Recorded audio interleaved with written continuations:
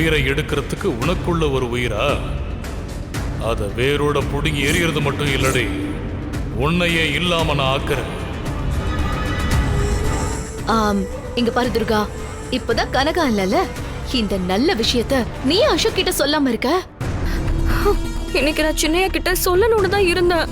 ஆனா அதுக்குள்ள அவசரமா அவர் கோர்ட்டுக்கு கிளம்பி போயிட்டாரு. என்ன துர்கா, உன் சின்னையா கிட்டதான் முதல்ல சொல்லணும்னு நீ ஆசைப்படுறியா? அதனாலதான் பெரியய்யா கேட்டப்ப கூட சொல்லாம மறைச்சிட்டியா? ஆமா மாயா, இது இப்போதைக்கு யாருக்கும் தெரிய வேண்டாம். நீ யார்கிட்டயும் சொல்லிடாத. சரி. எந்த பொண்ணா இருந்தாலும் தான் உண்டாயிருக்கிற விஷயத்த முதல்ல தன் புருஷன் கிட்டதான் சொல்லணும்னு ஆசைப்படுவாங்க. சரி, உன் சின்னையா கிட்ட நீ எப்ப சொல்ல போற? சாயங்காலம் அவர் வீட்டுக்கு வந்ததும் சொல்லலான்னு இருக்கேன். இங்கதான் நீ தப்பு பண்ற. இந்த மாதிரி நல்ல விஷயத்தெல்லாம் நீ தள்ளி போடவே கூடாது, உடனே சொல்லிடணும். நான் அசோக்கு போன் போட்டு தரேன், நீ இப்பவே சொல்லிடா.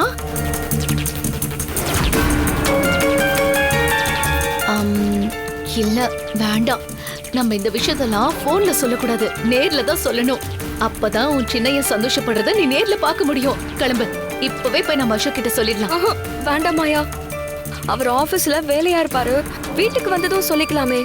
ஐயோ துர்கா, புரியாம பேசாத. இத கேட்டதும் அசோக் தான் வேலை எல்லாத்தையும் மறந்துட்டு சந்தோஷத்துல அப்படியே உன்னை தூக்கி சுத்த ஆரம்பிச்சிருவாரு. அதனால தயங்காம நீ என் கூட கிளம்பு.